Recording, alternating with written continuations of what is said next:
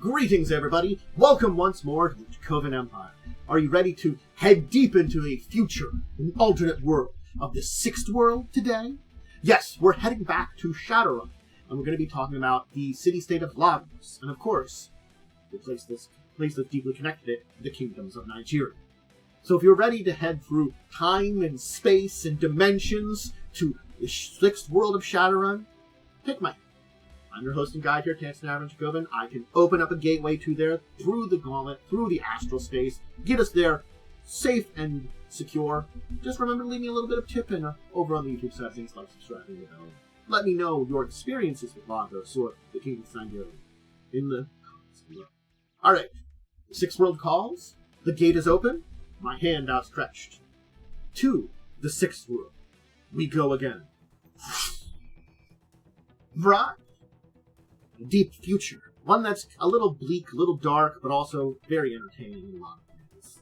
And of course, yeah, we're going to be talking about technically two topics. I originally was only going to talk about Lagos today, feral cities, and I'll kind of talk about it why. But really, when I looked into it more and more, talking about the kingdoms of Nigeria was pretty good. Now, where are my sources for talking about this? And how did I come across this concept? Well, there are three good books here to talk about. The Feral Cities book was the big one that kind of gets me a lot of information. That's where you can get a lot of information about Lagos. But when I looked into the Sixth World Almanac, which also provides some information on Lagos, that gives us the overview of the Kingdom of Nigeria. And good enough of one that I did want to do that overview before we go into Lagos in particular. Because they are intrinsically connected together, both in history and geography. Maybe it is a whole bunch of different kingdoms in the Kingdom of Nigeria that are separate now, but they were once one country. And similarly speaking, Shadowrun's The Artifacts Unbound book and the adventures that are kind of connected with that book are a great place because they take place in Lagos, to a degree. That's where I got my start in one of the Artifact books, series of adventures. I was running it partially, and I got to know Lagos. Hence we're talking. Let's dive into the kingdoms of Nigeria though to start. Again, because they're intrinsically connected. And here's a older map. This is a 3rd edition map of it. But yes, the country of Nigeria. It's rich in culture. It's rich in history. It's got deep artifactal roots to the Yoruba people that go back over thousands of years to 8,500 BCE. So yeah, during the 1800s, the British took over the area, made it part of the British Empire. In 1901. That's when it kind of there. Nigeria went through a lot of the time period of the slave trade until slavery was abolished, eventually. So it was a big port on that. In the 1960s, it became independent. So these are big things. British colony, dealt with the slave trade, then slavery was abolished, so they stopped that. It was still part of the British Empire, eventually got independence. This is kind of matches our history at this point. The thing is, the nation still had corruption, military coups, problems going along with it. The thing is, by the time the awakening happened, Nigeria was already basically fighting itself, being torn apart from within. It was having a lot of trouble. It was also one of the most populous nations in Africa, with over 250 distinct tribes and almost that many languages. The thing that hit home the hardest for Nigeria was Vitus. That epidemic was devastating, especially in the large urban centers of Nigeria. The government collapsed, the wealthy fled, and the nation was left as it was. Yeah.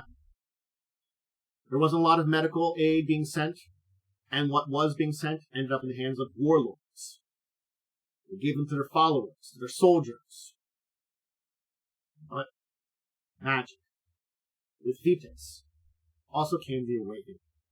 And so those tribal shamans gained power, were able to cure Vitus, cure the tyrant, and the epidemic was fought back. No central government though this time. The survivors banded together along tribal lines, carving out their own territories, rebuilding. The geography of Africa was changing during this time period overall. Awakened rainforests, overtaking savanna and agricultural areas. survivors heading to the coastline, where they weren't being pushed out anymore. The awakened lands of Africa were big and full swing. So that kind of gives you an idea about what was going on in Nigeria during this time period. And when we talk about Lagos and its history, a lot of this does match that.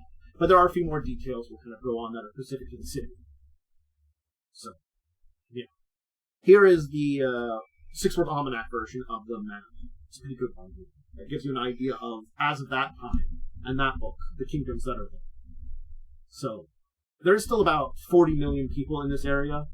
A lot of different languages, a lot of different kingdoms. The kingdoms go from parliamentary dictatorships, monarchies, warlords, you name it. So, yeah. The kingdoms have been birthed by fire. They're controlled by a dominant tribe, led by a shaman often. The shamans that, saved them from Vitas, which was slaughtering its people.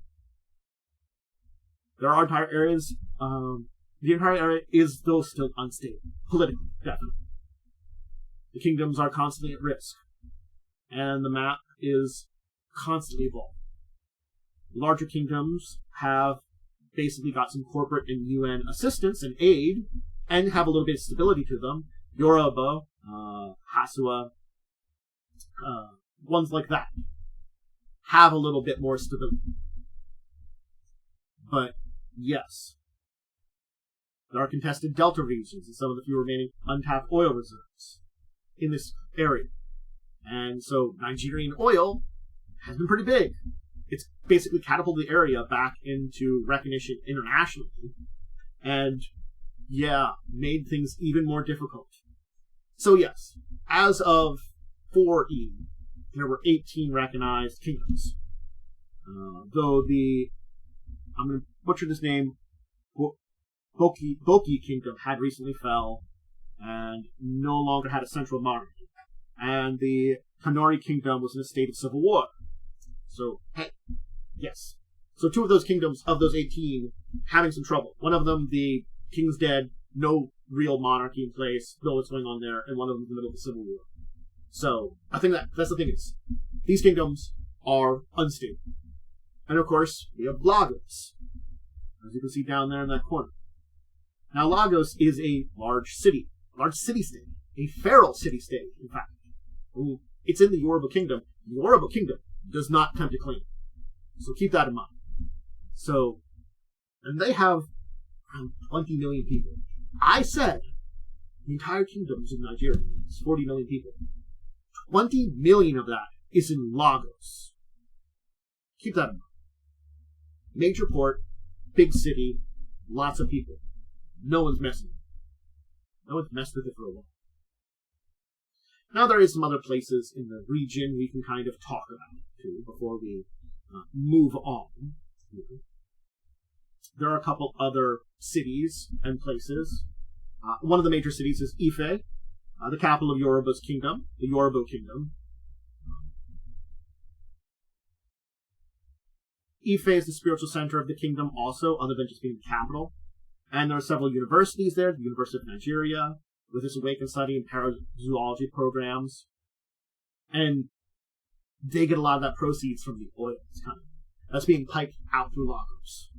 So, yeah, it's another reason the Yoruba is stable to a good degree. A lot of museums are also there. Yeah, big stadiums for the big sport teams. They do have the Yoruba Flying Lions, the football team, that regularly it's a regular contender in the African Cup of Nations tournament. Their football team, you know. They are scheduled to host the games in 2074. Go Flying Lions. Alright. Let's look at Lagos. Because that's the big reason I started going in this direction, was Lagos. It's why I decided to talk about both. And again, you can kind of look into some of the individual kingdoms. The Six-Word Almanac doesn't really provide much about on the other ones. And the Feral Cities book, which talks about Lagos, does talk about a few of the ones because they are neighbors to Lagos in many ways. But we don't know a lot about what's going on in most of the kingdoms. So that's why it's kind of like keeping it general. Lagos. So, this is probably an area that has some of the most immense amount of poverty in all the kingdoms of Nigeria. It's also, in ways, a pirate haven. There are war-ravaged areas, awakened jungle, areas of sub-African savanna. In all the rest of those areas that are probably the most difficult to live in the kingdoms of Nigeria, the places where they deal with violence, they deal with poverty. They hear about tales of Lagos as the golden city where they can go make their fortunes. It's a dream. Lagos has just as much piracy, just as much poverty, just as many problems. You will not get gold and diamonds. You will not have jewelry or crusted on your necks. These tales are fleeting. You'll have pirates, mercenaries, guerrillas. If you leave the jungles, you maybe hope to escape possible starvation, poverty, in the situation you're in. You head to Lagos with just a dream. You might not find anything. Garbage lines the street, not gold. So keep that in mind. New cars, crime lords have those. Wearing fancy chains, they are the chains of those that are oppressed. Yeah. There's no government. Little order, little dreamland. An underworld economy in every sense of the word. That's Lagos. Local politics kind of rules things, and the flow of people, meta-humanity, into and out of the city is constant. There is wealth, more wealth than any of the kingdoms of Nigeria, just in the right hands, or in certain hands. It's a free-for-all marketplace, and it's the perfect commercial crossroad for anyone. Drug lords, corporate megalos, government agents, pirates, runners. You can fence something, you'll find someone to buy it. Trade for anything, any information, any good. That's Lagos. Vibrant and filthy, full of dreams and despair, and the worst vices and sins that meta-humanity can bring about. Let's talk about the history of Lagos. It's an old city, too. Just much as the Kingdom of Nigeria has deep ties, Lagos itself roots itself in the 13th century. It was a settlement for the Awari refugees fleeing war in their homeland. Other refugees and conquerors came to land, including Yoruba, Benin. Anyway, the city was named Echo, the name of the Benin still used. And the Benin king controls one of the kingdoms of Nigeria. When the Portuguese came, they named it Lagos, which means Lagos means lake in Portuguese, because it's kind of a swampy, shallow lagoon mess, which it still kind of is. So yeah. British seized control, we talked about that. And Nigeria, when it became a nation on its own, Lagos was its capital. What's currently the sprawl of Lagos began about 100 years before, I would say, 4th edition of the Feral Cities. So we're talking 1960s, 1970s, this sprawl of Lagos. Economic, social, business center for Nigeria, for surrounding nations, promise of wealth, jobs, opportunity, refugees pouring into the city. At the turn of the 19th century, 20th century, there are almost 30,000 people a month coming to Lagos. High birth rates, swelling the population, huge infant mortality, unfortunately. It had grown from a small, island-based core, less than 1 million souls, to who knows what at this point in time. Tens of millions. Maybe 20, maybe 30 million at that time. Government people couldn't keep up with this flux. So, yeah, they were overwhelmed to build a new capital, Abuja. Relocated their ministries there. Around the turn of the century. Washed their hands of Lagos. Overwhelmed by corruption and slums. Left it to its own deaths. It was still a big port city, though. Had industrial strength. And a safe outlet for oil that formed the base of the country's wealth. But with capital relocating, politicians basically didn't keep Federal money in the hands of Fencer. Infrastructure, healthcare, repair of industrial facilities fell apart. Public education, housing, sanitation. Basically, everything was kind of falling apart. The city was going derelict. It wasn't a quick process. It was a slow process. But things were getting bad.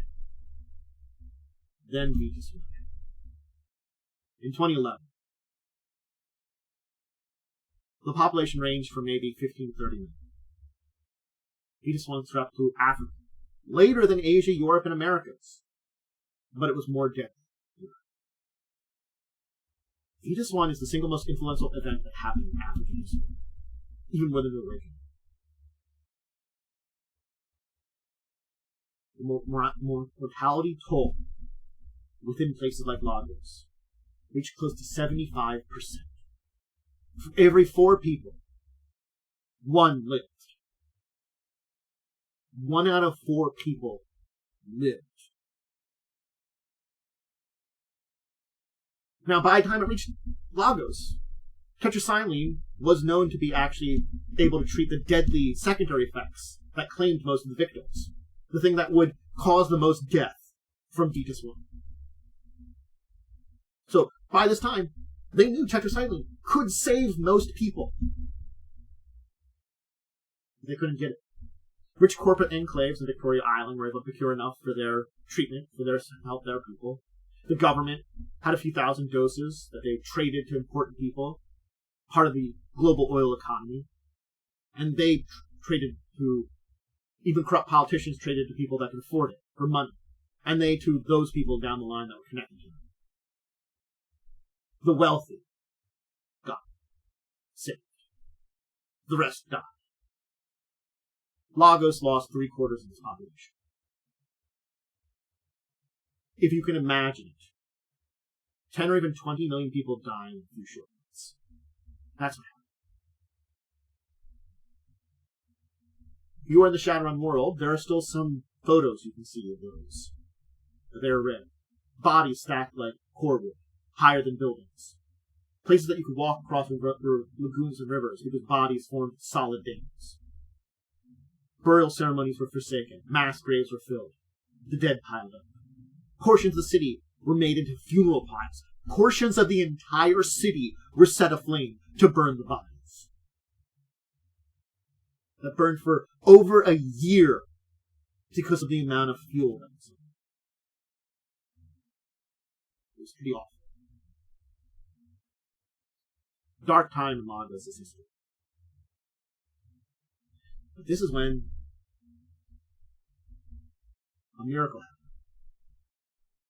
Healers, priests, witch doctors, those that followed traditional medicine, or even things like Islamic healers and diviners. The medicines and prayers saved them. Those that believed in magic, the awakening wasn't a shock. Those that followed native religions, Yoruba being basically one of the bigger ones in Lagos, welcomed the sudden effectiveness of their magic. And basically, they were able to save people. Even the local version of Islam has a more liberal view of magic because of what happened in this time. And also, hey, this now turned the tide for things here. Magic is seen as something grand. When elves or dwarves were born, the people of Lagos rejoiced. It was a child being born into what had happened. When creatures of legend returned to the jungles of savannah, plants that had mystical properties suddenly did. In these dark days, the awakening brought hope. Though in 2015, that hope also kind of provided a little bit of a dark face. Jungles growing overnight, consuming villages and cities. The Sahara's shifting sands, changing the lay of the land, burying roads, making land travel to the north almost impossible. Glowing jungles and deserts. The African hinterlands were unusable, the interior of the continent swallowed by jungle, awakened plants and beasts, and the coastal areas were left as the major places people could settle to. People were pushed to the edge of these nations. Of course, Vetus 2 and 3 also came in with more devastation, killing hundreds of thousands. The population began to grow still. Wars ravaged neighboring kingdoms and countries. Violence. But strangely enough, Lagos remained peaceful. As Nigeria tore itself apart into the kingdoms of Nigeria. The various different kingdoms now that take that land. Of course, we had the comet and the crash that didn't have a little effect on it. A few died in the surge when people believed it was a new Vetus of some kind. The crash didn't really have a lot of effect because there wasn't a lot of Matrix technology over there. But the advantage of the surge is it brought wireless technology in, so Lagos is now more connected to the Matrix than it was before. They didn't have the landmines before. They've got the wireless now. And like local hacker groups basically were able to help set up things and adapt things. So, you know, they basically helped Lagos weather the crash without little effect. So now Lagos has been a feral city for nearly 100 years. With a lack of government and cooperating corporate interests and constant upheaval, it still thrives. Money is the only constant. So, if you have wealth, you can kind of control a little bit of that chaos and disorder that's there. And a lot of wealth and material from many of the nations in Western Africa filter through to one of the very few usable ports in the region.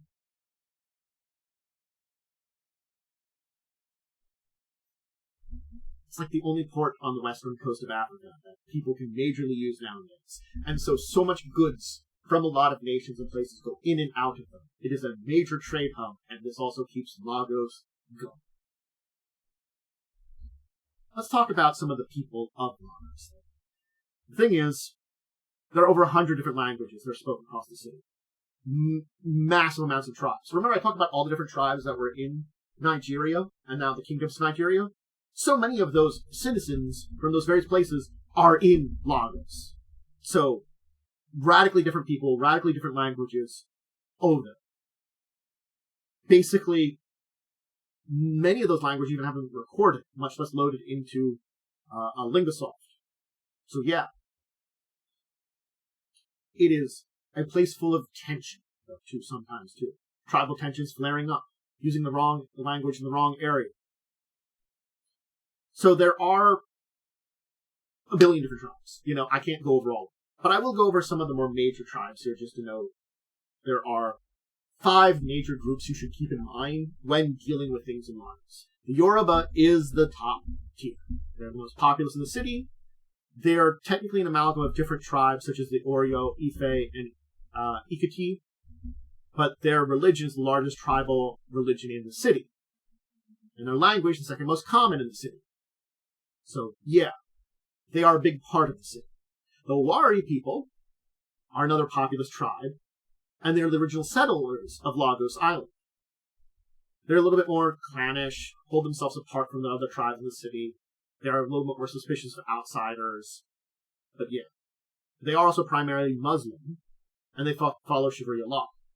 So.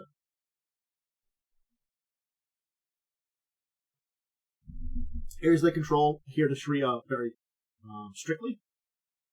So make sure you follow that when you're in there. Igbo is the third group I want to talk about, the second most powerful group in the city. Their Dibias, their awakened priests, are renowned for their healing and magical potions. So, yeah. And they also are known to be fierce, unyielding fighters. So the young men tend to run with the area boys and other gangs that are in the city, and turn to pirates, mercenaries, armed thugs for the power brokers in cities. So, yeah. The Hasua is spread throughout the kingdom of Nigeria with a large population in Lagos. They have a strong ties of kinship, and when a Hasua comes to the city to make their fortune, they'll find a place to save their king. They still need to find work and exchange, put earnings towards the family patriarch where they're staying. And the Egun, if I butcher any of these names, again, apologies. I'm not the best at pronouncing anything. I'm not good at pronouncing English, let alone foreign languages. They're primarily made of dwarfs, actually, who live in the city. They actually come from a variety of tribes, but they're welcome to the Igun tribe when their own tribe casts them out. And because dwarves in Lagos tend to be more resistant to a lot of diseases that plague the general population, they're often sought after as healers and doctors. If there's a Lagosian dwarf in a medical clinic, there's a good chance they're Igun. Alright, so now we have an idea of what's going on in the city. Let's talk about the city and its various regions and what the city is. It is a swamp. It's built on a swamp. It's surrounded by rivers, creeks, lagoons. It is very flat. So the highest you can get in the city naturally is about 1 meter above sea level. Yep. So there is some dry land, not a lot of it. It is a wet location, so keep that in mind if you're ever traveling there. There's a lot of pollution and garbage. It forms mountains along the roadsides, coats the streets, clogs water drains. Trash is all over the place. It's been a problem, and there's no one cleaning it up. So, yeah. And let's talk about the neighborhoods over here, just so you have an idea about them.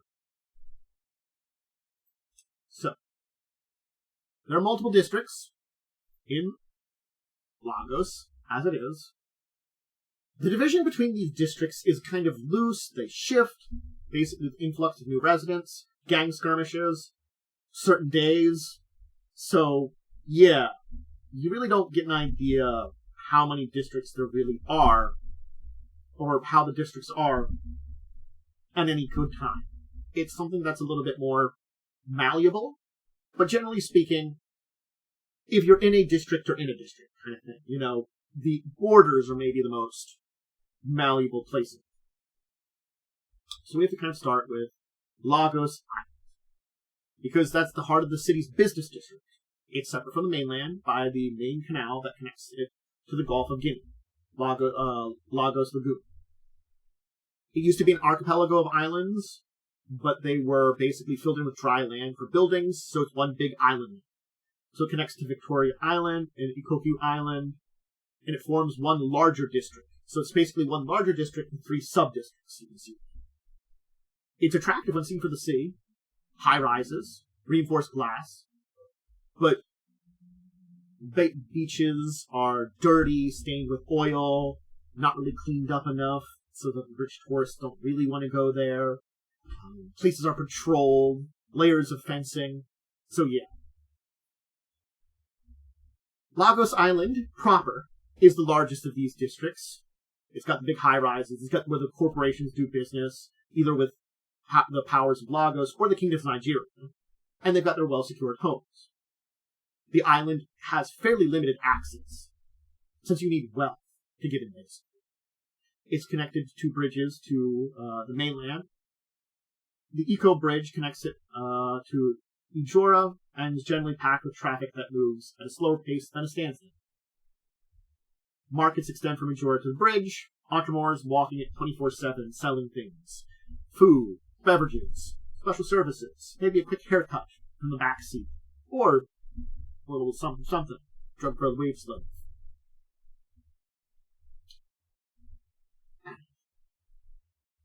Victoria Island is the second district.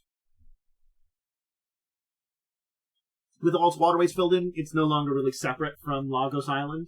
So yeah, this is where the truly rich live. Heavily patrolled estates sandwiched between houses of business districts and the ocean. It's an enclave that isolates itself from the rest of Lagos. Very residential. If you want to mix with the elite and powerful, you go to Victoria. Ikoyi Island, the third of these, is residential, a little less affluent and exclusive than Victoria. It's basically corporate expatriates who live in Lagos. Low-rise apartment buildings, crowded townhouses, gated, have armed guards. There are some residents who are also domestic employees from the mainland. If there is a busy flow of traffic back and forth. Basically, this is less affluent homes, but, still not bad. Then we cross over. who's arrested there. Apapa. It's directly across the channel from Lagos Island. It's the main harbor. It's the most prosperous place in Lagos. It is one of the few working ports, Apapa, in Western Africa. It has the primary port from all of the Kingdom of Nigeria. A lot of interior countries, tribal federations, pirates that plague the Gulf of Guinea come here. Corporate-owned container ships will have heavy firepower to basically discourage pirates and thieves. Might look for easy pickings. The port proper is run by Akin Chuma, who basically first-time-styled portmaster. He sees the position when the last portmaster died in a car accident. He's held on to his power for 3 years. Basically gets taxes and fees to keep his power. And money. Sulure is north of Apa. It's a burned-out district. Kind of haunted, kind of spooky. Basically, remember when I talked about portions of the city burning during Vitus? Yeah, it burned. So, it never recovered, though. It burned out. It went away. And, yeah. Basically, it's kind of seen as haunted now. People around it don't want to go near it, and no one tries to resettle it. This is a place where where the death toll was maybe 100%. Yeah, everybody died here. Now, there are reasons also that people don't think it's haunted and don't want to go into. There's refuge and garbage on the border. The place has kind of been abandoned. But there's giant awakened chameleons called Gomitas. They go everywhere. They don't go here. Basically, giant magical chameleons avoid this place, and all the locals see this as a sign. That basically, if they don't think it's safe, and they go everywhere, yeah. If you're outside the areas, then, the chameleons probably, whatever reasons they have, who knows, don't really care. But it's kind of fun with that. Badagry is if you're past Apapa, you reach the sprawling district of Badagry. It's got some slums in there, a slum town of Aji Gunle, one of the largest slums and most populous in Africa. It also has a trade with Asamondo. Load of flesh out there to the Ghoul Nation. A little trip out there. Most of it's in low-lying mess of stilt homes connected with rock and wooden planks, squatting over reeking swamps with densely patched shanties clinging to dryland. Roads little more than alleys, interwoven with crisscrossing with each other, and tangled spider. The northern part is primary Igbo territory, and scavengers hunt the swamps and alleyways, feeding on their preferred prey. Dangerous. A lot of dozens of gangs controlling. Past there's Festic Town, an infamous hacker haven.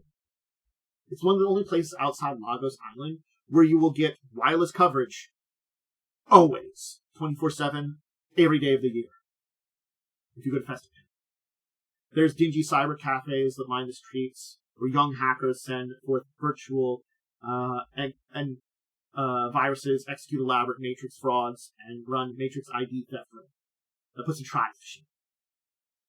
The CCMN, the Corporate Court Matrix Authority, rates it as the number 4 in the recent top 10 list for matrix terrorism hotspots. So yeah, don't go there. Yeah, if you want to be lawful hacker. Well, not lawful hacker, but don't want to get into the very dark side of hacking. So, pirate crews, hacker groups, all based on that.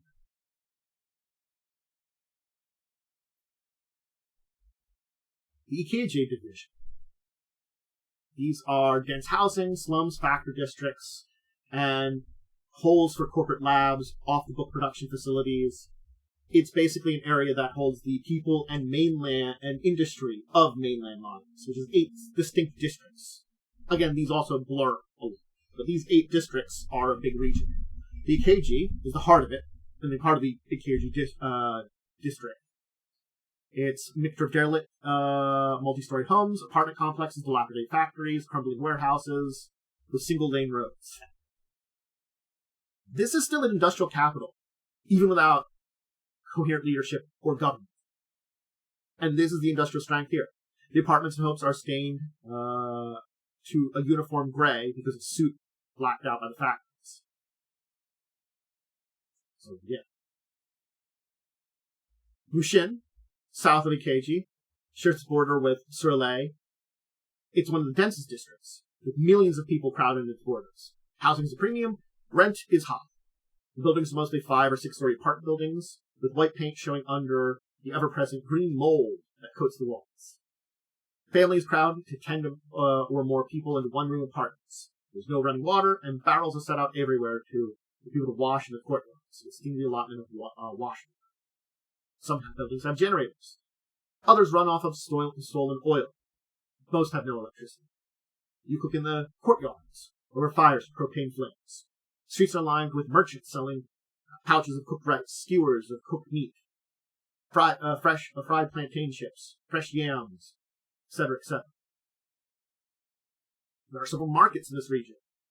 One of the biggest markets is the Oju Woye, where you can find anything from rice to beans to barrels of oil.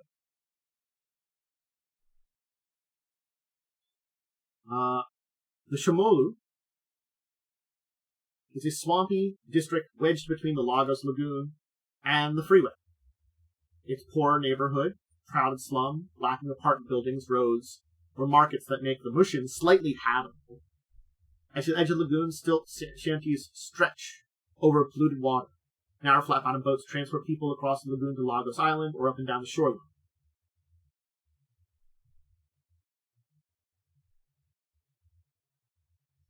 Further north is Kosofe, which lies between the industrial strength of Ikeji and the lagoon. It's got 70 navigable roads that link factory districts to the lagoon. Armed caravans of trucks, bristling with guards and mercs, transport goods from the factory to boats in the lagoon. It is safer to truck your goods to the lagoon than to boat them to the ships waiting at the harbor. So yeah, keep that in mind. So it's got single-story slums intersected with the giant cube apartment buildings in shanty areas. The other districts are the Afako Iaje, Agege, Ushiodo Isolo, and Ali Mosho. The Agege and Oshio Isoldo are housing districts that have a lot of resident communities that work for the Ikeji.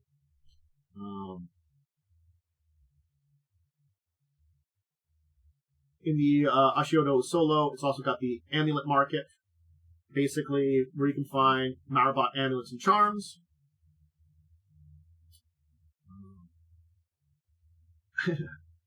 North of Agege is Ifako Iaji district.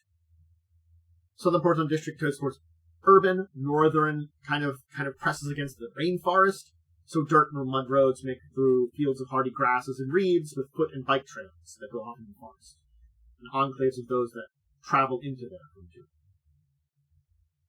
And then Alimosho, the largest district in Lagos with one of the lowest populations of basically metahumans. It's plagued by Shedem infestation.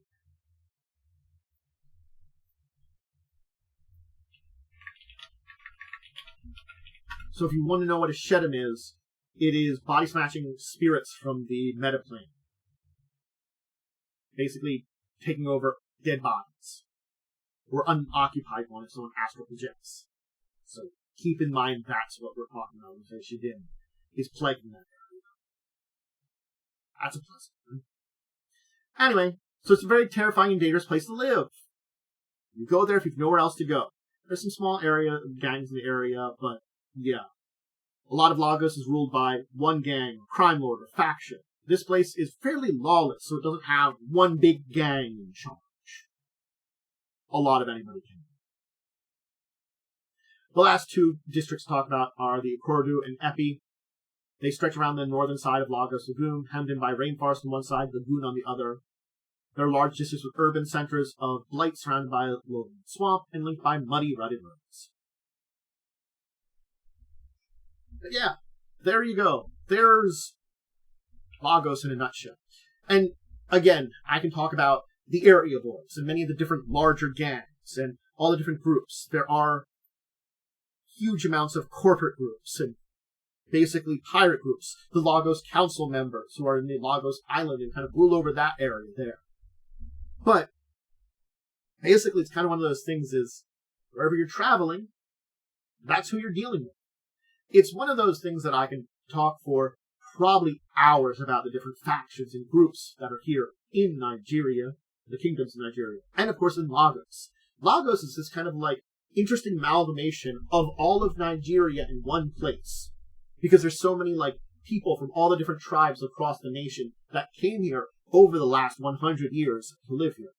And yes, Vetus 1 did a huge number on the city. Massive number.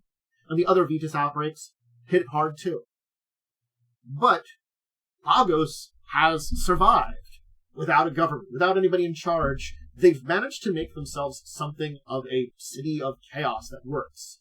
A true living feral city. Who's in charge? Well, depends on where you're at. What district are you in? What kind of building are you in? Where are you living? All these questions. The district might not have an answer, but also where you're working at and all those kind of things tells who's in charge of you too. It's a city that has massive skyscrapers and huge slums. It's a place that is sprawled in with countless millions of people in a small area, and they somehow make it work because there's all this wealth coming in and out of a busy port that's one of the most major trade hubs in the region. And that money might not filter down a lot to those people, but a little bit of it goes down there and allows those people to survive. And maybe living in the shamble hobbles of Lagos is better than some of the more dangerous areas in a nation that is constantly under this kind of tension and chaos that is the kingdoms of Nigeria. The awakening, the return of the jungles of Africa, the changing of this land into much more of a magical one has done damage to the people that live there. And they make do. They make their various kingdoms, their various alliances. But sometimes you need some city life. Lagos, the Golden City, calls. Well, maybe cold, maybe dingy. It all depends on how you get there, who you get there, and what you do. As long as you don't have any morals, well, certainly speaking, it's very easy to get your way in Lagos. Find the right people. Find the right life. I do hope you enjoy diving into Kingdoms of Nigeria, and of course, the feral city-state. But that'll be it for today. Hope you enjoyed. Remember to check out all my other stuff, whether it's on YouTube or Twitch. Basically, I record all my stuff for Tabletop over on Twitch. I also do some variety gaming. I do live plays of TTRPGs, discussing Tabletop Saturdays at 6. All that ends up over on the YouTube side of things, so maybe check it out there. Do the various YouTube stuff when you do, like subscribing the bell. Let me know what you think about Lagos. I do want to revisit the Artifact series of adventures, at least do one of them. Because it does prevent you. Lagos has such an interesting background for it, and it was a very interesting adventure.